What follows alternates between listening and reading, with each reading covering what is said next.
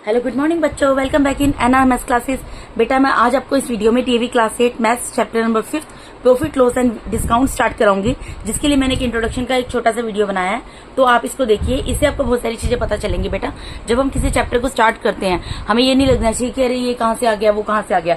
Introduction के अंदर क्या होता है कि आपको रफली आइडिया मिल जाता है उस चैप्टर का कि उसके अंदर क्या क्या पढ़ने वाले हैं। जैसा कि इसके नाम से पता चल रहा है प्रॉफिट लॉस एंड डिस्काउंट, ये तो आप पढ़ेंगे कि प्रॉफिट के बारे में पढ़ेंगे, लॉस के बारे में पढ़ेंगे, डिस्काउंट के बारे में पढ़ेंगे। इसके अलावा आप जीएसटी के बारे में पढ़ेंगे। इसमें आप ये जानेंगे कि डिस्काउंट किस बेस पर मिलता है, किन चीजों के ऊपर मिलता है और किस तरीके से लगाया जाता है, प्रॉफिट किस तरीके से निकाला जाता है, एसपी क्या होता है, सीपी क्या होता है, प्रॉफिट परसेंट लॉस परसेंट किस तरीके से निकाला जाता है, या फिर हमारा एमपी मतलब मार्क प्राइस वो क्या होता है, तो एक्सेट्रा इस तरीके से कुछ चीजें पढ़ेंगे। तो इसको ध्यान से देखिएगा, इससे आपको जब आप वर्कशीट करेंगे ना तो आपको उसमें हेल्प मिलेगी। तो चलिए स्टार्ट करते हैं। इसमें क्या बोल रहे थे, amount paid to purchase an article और the price at which an article is made is known as its cost price and is abbreviated as C.P. The price at which an article is sold is called its selling price and is abbreviated as S.P. इसका मतलब क्या है बेटा, ये आपको बोल रहे हैं जब आप कोई चीज खरीदने चाहते हो, आर्टिकल मतलब कोई भी सामान फ्रॉम A to Z, कोई भी सामान जब आप खरीदने चाहते हो तो उसके लिए आपको क्या करना पड़ता है, वो आर्टिकल किसी न किसी प्राइस पे तो बनाया जाता है ना। आप सपोज कीजिए आप मार्केट में गए, आपने कोई भी चीज खरीदी फ्रॉम A to Z, तो उसके लिए आपने कुछ पे किया होगा, और जब आपने उसके लिए कुछ पे किया तो और the price at which an article, और या फिर ये कह सकते हैं कि वो आर्टिकल जितने प्राइस में बना था वो प्राइस आपने उसको पे किया शॉपकीपर को, तो उसको क्या बोलते हैं, इसका कॉस्ट प्राइस बोलते हैं। कॉस्ट प्राइस बेसिकली क्या होता है, जिस प्राइस के ऊपर आप किसी चीज को परचेज करते हैं वो प्राइस क्या कहलाता है, उसका कॉस्ट प्राइस कहलाता है। ठीक है, एंड इज एवरी, और इसको क्या बोलते हैं, C.P. से डिनोट किया जाता है। कॉस्ट प्राइस का शॉर्ट फॉर्म जो यहाँ पर आ गया वो क्या आ गया, C.P. और ऐसा वो प्राइस जिसके ऊपर की किसी आर्टिकल को बेचा जाता है उसको क्या बोला जाता है, उस आर्टिकल का सेलिंग प्राइस बोला जाता है। जैसे सपोज कीजिए आपने किसी आर्टिकल को बेच दिया मार्केट में जाकर, तो जो खरीद रहा है उसके लिए तो कॉस्ट प्राइस है, लेकिन जो बेच रहा है उसके लिए तो सेलिंग प्राइस है ना। और जिस तरीके से कॉस्ट प्राइस को C.P. से डिनोट किया जाता है, इसी तरीके से सेलिंग प्राइस को S.P. से डिनोट किया जाता है। ठीक है जी, उसके बाद हम आगे पढ़ते हैं। इसमें बोल रहे हैं if the selling price is greater than the cost price the difference between the selling price and the cost price is called profit. It means profit is equal to selling price minus cost price. अब आप ये चीज सोचो यहाँ से देखिए बेटा, ये जो चैप्टर है ना बेसिकली ये कंसेप्ट बेस्ड भी है। ठीक है, आप खुद सोचो आपको प्रॉफिट कब होगा। सपोज करो आपने कोई चीज, आप एक बहुत छोटा सा एग्जांपल देकर आपको बताती हूँ।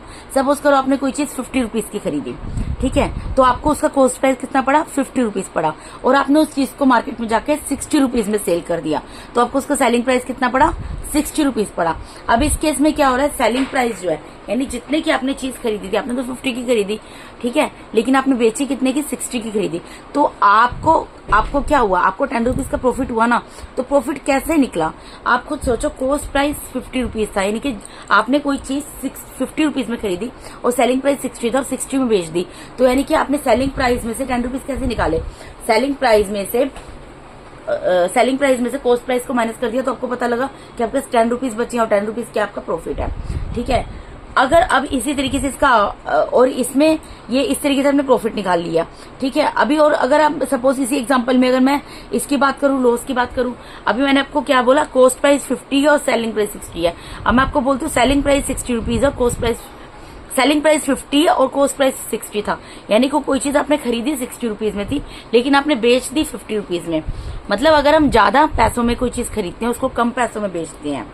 ठीक है, हमने बेचा कम में और खरीदा ज्यादा में था, तो हमें क्या होता है, लॉस हो जाता है। लेकिन अगर हम कम प्राइस में कोई चीज खरीदते हैं उसको ज्यादा पैसों में बेच देते हैं तो उससे क्या हो जाता है, प्रॉफिट होता है। ये तो हम सबको पता ही है, लेकिन हमें ये नहीं पता था कि इसको सेलिंग प्राइस और कॉस्ट प्राइस बोला जाता है। तो इससे आपको क्लियर होगी प्रॉफिट कब निकलता है, जब सेलिंग प्राइस में से हम कॉस्ट प्राइस को माइनस कर देते हैं। अब अगर मैं प्रॉफिट परसेंट की बात करूं, बेटा प्रॉफिट परसेंट हो या आपका लॉस परसेंट हो, दोनों ही आपके कॉस्ट प्राइस के ऊपर कैलकुलेट किए जाते हैं। ठीक है, कैसे मैं आपको बताती हूँ। The profit percent is profit that would be obtained for a cost of ₹100।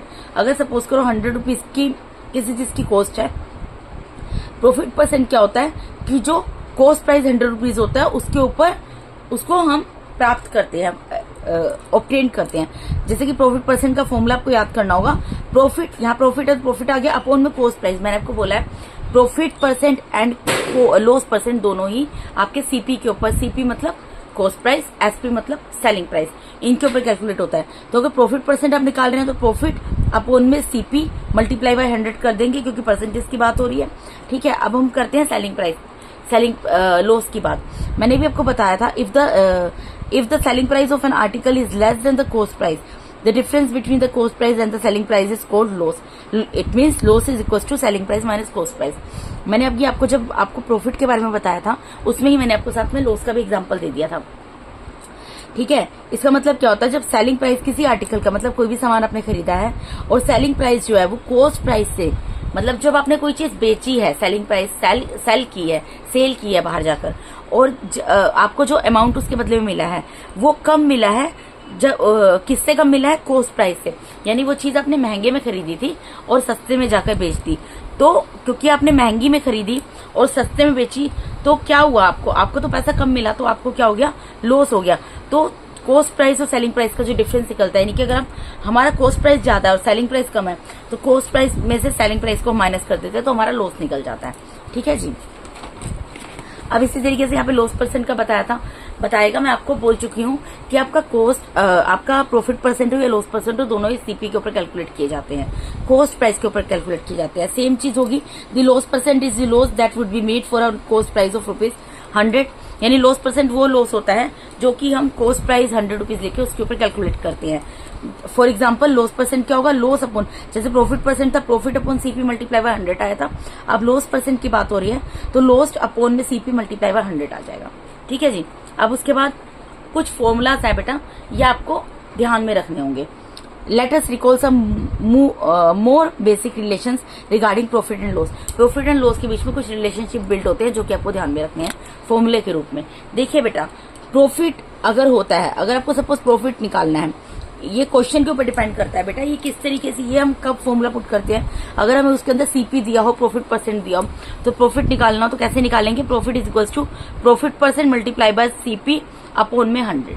ठीक है, अगर हमें लॉस निकालना हो, लॉस कब निकालना हो, जब हमें लॉस परसेंट और सीपी दिया हो, तो किस तरीके से निकलेगा, loss is equals to loss percent multiply by CP upon में 100। अगर हमें एसपी निकालना हो, टू फाइंड एसपी, मतलब to find SP when CP and profit percent और लॉस परसेंट आर गिवन। अगर हमें सेलिंग प्राइस निकालना है जब हमें कॉस्ट प्राइस के साथ या तो प्रॉफिट परसेंट दिया हो या फिर कॉस्ट प्राइस के साथ हमें लॉस परसेंट दिया हो, तो हम कैसे निकालेंगे बेटा, एसपी कब निकालने के लिए फॉर्मूला यूज होगा बेटा, जब हमें एसपी, जब हमें कॉस्ट प्राइस दिया हो और साथ में यहां पर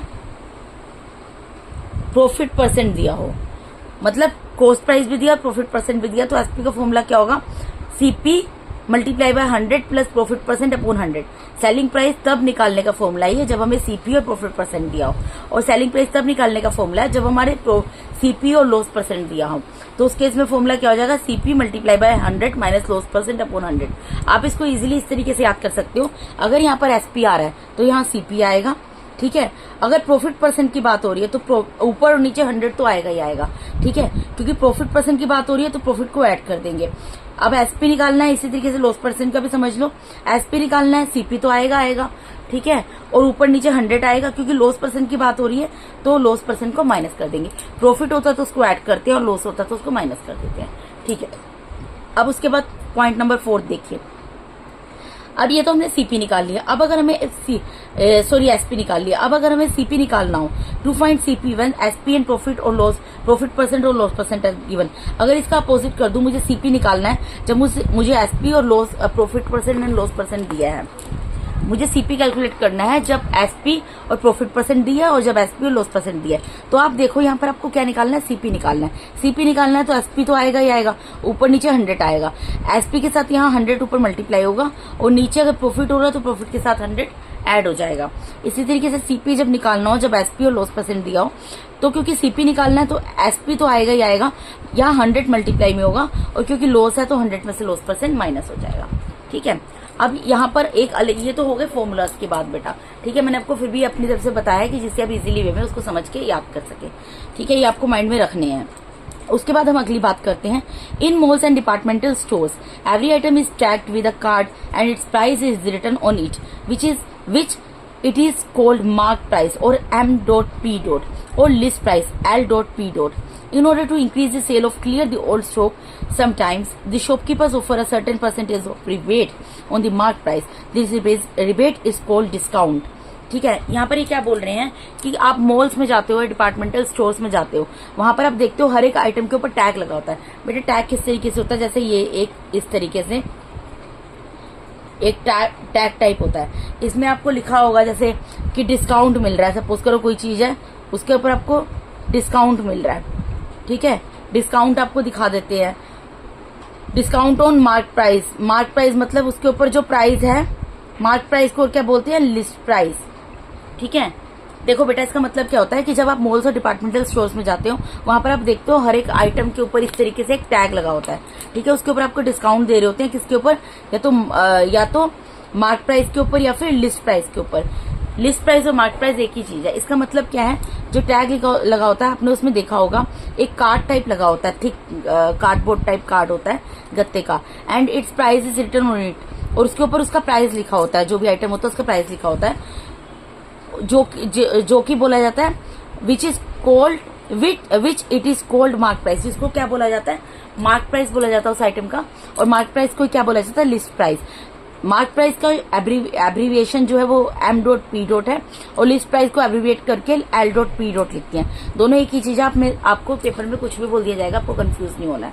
ठीक है, अब क्या करते हैं जो शॉपकीपर्स होते हैं, वो क्या करते हैं, अपना जैसे उनको ओल्ड स्टॉक, उनके पास पुराना स्टॉक पड़ा है, जैसे सपोज करो अब गर्मी आने वाली है, तो उनके पास स्वेटर वगैरह का स्टॉक पड़ा हुआ है, ठंड का जैकेट्स का स्टॉक पड़ा है, स्वेटर्स पड़े हैं, वुलन आइटम्स का स्टॉक पड़ा है, शॉल हो, ठीक है ना, या स्वेटर्स हो या जैकेट्स हो, तो वो क्या करते हैं उसके ऊपर एक टैग लगा देते हैं, ताकि उनका ओल्ड आइटम, अब ओल्ड स्टॉक हो तो उनका, क्योंकि अगली बार फैशन नहीं आ जाएगा, वो आउट ऑफ स्टॉक हो जाएगा, तो ओल्ड स्टॉक को क्लियर करने के लिए वो क्या करते हैं, टैग लगा देते हैं, जिससे कि उसमें वो डिस्काउंट देते हैं, जिससे कि वो चीज उनकी सेल हो जाए। ये एक इस वजह से करते हैं, ओल्ड स्टॉक को क्लियर करने के लिए करते हैं। एक किस वजह से करते हैं, वो लोग कई बार रिबेट का मतलब क्या होता है, छूट दे देना, रिबेट को डिस्काउंट बोला जाता है। मार्क प्राइस के ऊपर, यानी मार्केट का जो प्राइस है किसी पर्टिकुलर आइटम का, उसके ऊपर वो रिबेट देते हैं। इस रिबेट को क्या बोला जाता है, डिस्काउंट बोला जाता है। ठीक है, ये सब चीजें वो क्यों करते हैं, ताकि उनकी सेल इंक्रीज हो। ठीक है, तो सेलिंग प्राइस क्या होता है, सेलिंग प्राइस जब मार्क प्राइस दिया हो तब की बात कर रही हूँ, डिस्काउंट दिया हो।